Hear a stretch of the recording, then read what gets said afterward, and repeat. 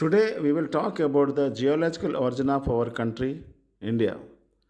Around 20 crore years ago, our earth did not have seven continents like today.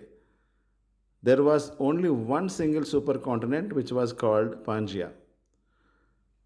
It was surrounded on all sides by a water body called Pythalassa.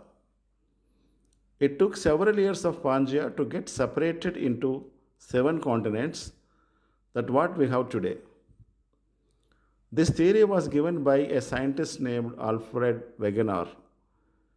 He also believed that evolution of life happened in this supercontinent.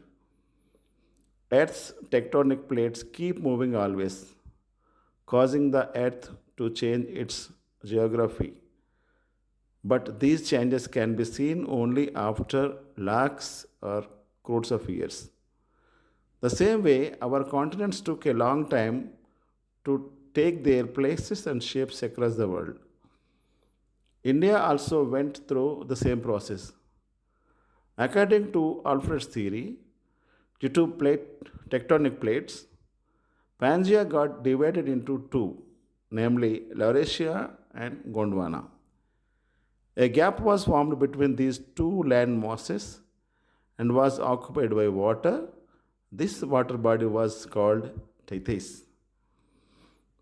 As centuries passed, Laurasia further divided into three parts: North America, Europe, Asia.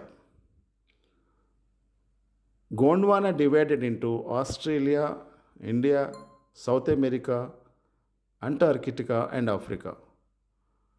So, India was actually a part of Gondwana, but the geographical plate of India moved slowly through years towards the east and collided with Asia's tectonic plates.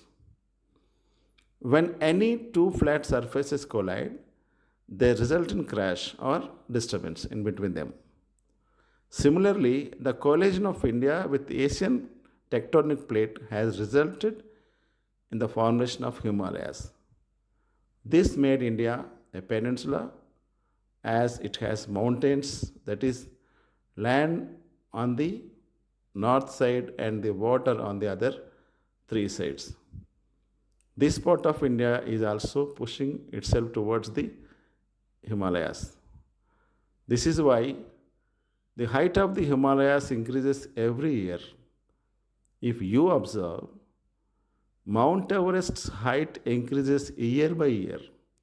This is a slow and steady process. Thank you.